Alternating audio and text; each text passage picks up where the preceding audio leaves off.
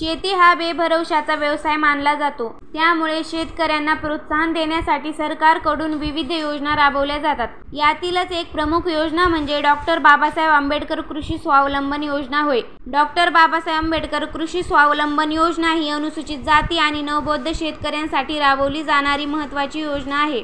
शेतकऱ्यांना सिंचनाची शाश्वत सुविधा उपलब्ध करून देणे आणि त्यांचे उत्पन्न वाढवणे हा या योजनेचा प्रमुख उद्देश आहे.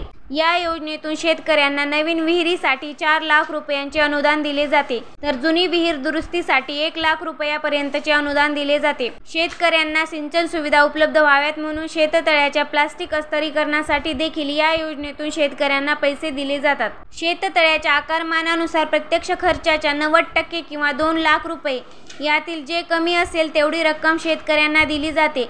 मुंबई वगळता राज्यातील सर्व जिल्ह्यात ही योजना राबवली जाते. या योजनेचा लाभ 0.40 ते 6.00 हेक्टर पर्यंत वाळी क्षेत्र असलेल्या शेतकऱ्यांना मिळतो.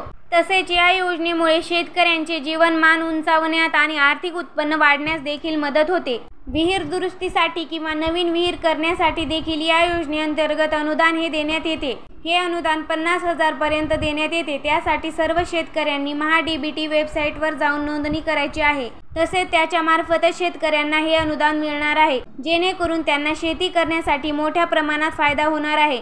तरी सर्व शेतकऱ्यांनी जास्तीत जास्त या योजनेचा लाभ घ्यावा. व्हिडिओ कसा वाटला कमेंटमध्ये नक्की सांगा व चॅनलवर जर का नवीन असाल तर चॅनलला लाईक करा, शेअर करा, सबस्क्राईब करा. धन्यवाद.